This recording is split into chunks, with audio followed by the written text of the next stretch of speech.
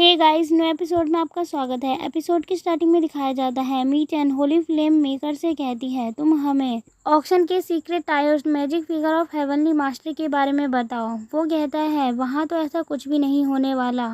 अपने पॉकेट से सिगरेट का पैकेट निकालते हुए और सिगरेट को जलाकर पीते हुए वो ये सब बोल रहा होता है। मैंने लोंगहू माउंटेन को पहले ही छोड़ दिया था और वैसे भी मैं secret Taoist magic figure of heavenly master को इवल कल्टीवेटर्स को नहीं दे सकता था। ऑक्शन में कल्टीवेटर सीक्रेट बुक को एक्सचेंज करने वाले थे और ये वाली न्यूज़ हर जगह फैल जाती पूरे इंटरनेट पर।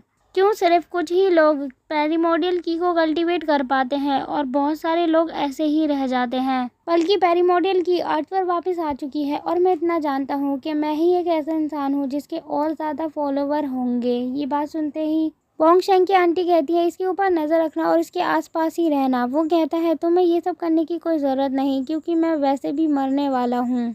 और उसके हाथ से वो सिगरेट नीचे गिर रही होती है। वो कहता है जैंग तो अब ठीक ही होगा, लेकिन उसने उस बर्ड को मेरे तक क्यों भेजा था।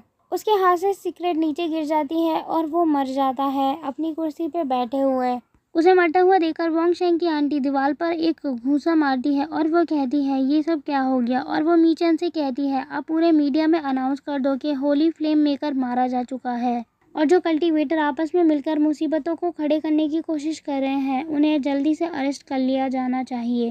वोंग शेंग भी उसे देख रहा होता है। तभी वो वापस मुड़कर जा रहा होता है और वो अपने मन में कहता है प्रीवियस लाइफ में जो मैंने कल्टीवेशन किया था वो सारी टेक्निक होली फ्लेम मेकर ने बाकी के साधारण लोगों तक पहुंचाई थी और उसी को मैंने भी कल्टीवेट किया था और उसने कल्टीवेशन होली फायर को चुरा कर किया था। तो इसका मतलब ये है गुओ क्विन जिंग का ही होली फायर मेकर नाम होना चाहिए। और इसके बाद दिखाया जाता है होली फ्लेम मेकर के मरने के बाद भी ऑक्शन के अंदर जो होने वाला था वो हुआ और बहुत सारे लोग भी मारे गए आपस में फाइट करके। लोगों के बीच लड़ाइयाँ ख़त्म होने के बाद मेरी मास्टर आंटी माउंटेन पर वापस चली गई क्योंकि मेरे मास्टर का कल्टीवेशन अभी तक ख़त्म नहीं हुआ था और इसीलिए वो वहीं पर रहकर उनका वेट करेंगी कि उनका कल्टीवेशन कब तक ख़त्म होगा। वैसे भी वो सर्कुलेशन वर्ल्ड को बिल्कुल भी डिस्टर्ब नहीं करना चाहती थी और मैं सिटी में ही रह गया अपनी बोन और अपनी बॉडी को पूरी तरीके से हील करने के लिए। और मुझे लगता है मेरी मास्टर आंटी ने ज़रूर मेरे लिए कुछ ना कुछ तो सोचा ही होगा। और इसके बाद ही टायोस्ट मैजिक आर्ट्स रिसर्च इंस्टीट्यूट को दिखाया जाता है।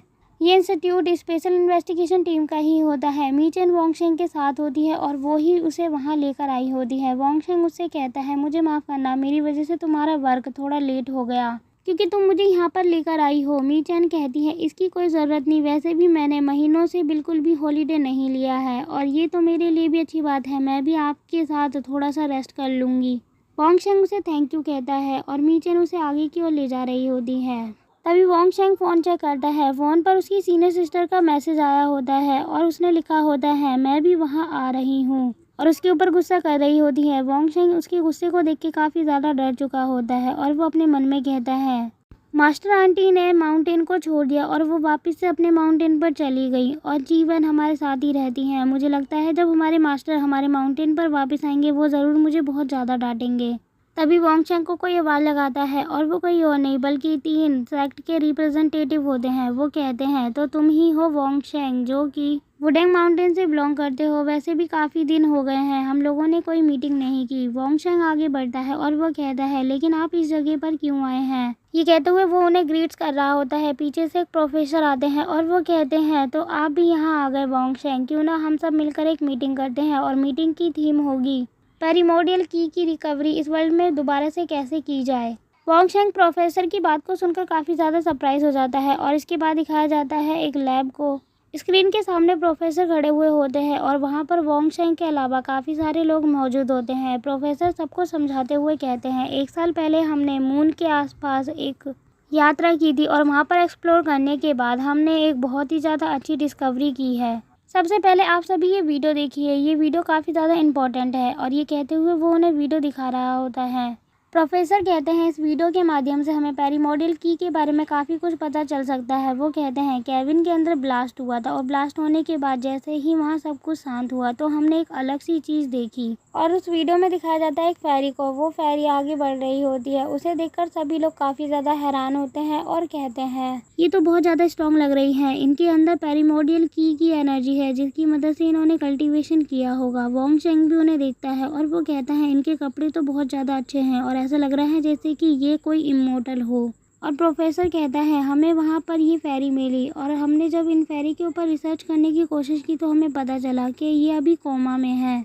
हमारी इन्वेस्टिगेशन इन फेरी के ऊपर अभी भी चल रही है और हम इन्हें अपने साथ अर्थ पर वापस ले आए। तभी दिखाया जाता है वोंगशेंग वापस जा रहा होता है और उसके मन में एक बात चल रही होती है। वो अपने मन में कहता है सभी लोग जब गॉड की पूजा कर रहे थे तो फेरी जागी और फेरी के अंदर पूरी अर्थ की पैरामोडियल की एनर्जी है। लेकिन मेरे एक बात अभी तक नहीं समझ आई, आखिर फेरी पैरामोडियल की एनर्जी से क्यों अट्रैक्ट हुई और मुझे हमेशा ऐसा क्यों लगता है सीनियर सिस्टर फेरी की तरह एकदम सिमिलर है। तभी दिखाया जाता है वोंगशेंग को आवाज़ लगाते हुए वहाँ पर प्रोफेसर आ जाते हैं और वो वोंगशेंग से कहते हैं मैं तुम्हारा ही इंतज़ार कर रहा था, मुझे तुमसे कुछ बात करनी है इसीलिए तुम मेरे ऑफिस में चलो। और दिखाया जाता है वोंगशेंग को वो अपने साथ अपने ऑफिस ले आता है। मैंने सुना है तुम्हारे मास्टर की वाइफ चीलिंग है और चीलिंग मेरी वाइफ की बेस्ट फ्रेंड है, वैसे मेरे पास कुछ है जो मैं तुम्हें देना चाहता हूँ। ये कहते हुए वो कुछ निकाल रहा होता है।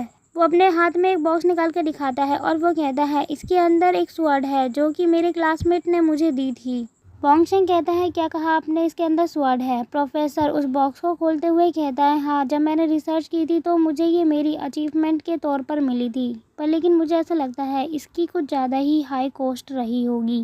वोंगशेंग कहता है तो इसका मतलब ये है कि ये काफ़ी ज़्यादा महंगी स्वॉर्ड होगी। प्रोफेसर कहते हैं हाँ, ये महंगी स्वॉर्ड होगी क्योंकि ये काफ़ी अच्छे मटेरियल से बनी हुई है। तभी वो बॉक्स खुल जाता है और उसके अंदर एक चमचमाती हुई स्वॉर्ड दिखाई दे रही होती है। वोंगशेंग उस स्वॉर्ड को अपने हाथों से टच करता है और उसके अंदर अपनी पैरामोडियल की का यूज़ करने की कोशिश कर रहा होता है और चेक करने के बाद वो कहता है ये मेरे लिए ज़्यादा यूज़फुल नहीं है क्योंकि ये कल्टीवेशन में ज़्यादा काम नहीं आएगी, लेकिन मैं सिर्फ इसे फाइट के लिए यूज़ कर सकता हूँ। तभी वोंगशेंग प्रोफेसर से कहता है वैसे इस स्वॉर्ड का क्या नाम है? वोंगशेंग से प्रोफेसर कहते हैं इसका अभी तक कोई नाम नहीं है, इसे किसी ने भी कोई नाम नहीं दिया। वोंगशेंग कहता है ठीक है, मैं फिर इस स्वॉर्ड को नाम देता हूँ और आपसे मैं इसे वुलिंग बोलूँगा। और इसके साथ ही एपिसोड यहीं ख़त्म होता है। थैंक्स फॉर वॉचिंग और कमेंट में बताएं आपको ये वीडियो कैसी लगी।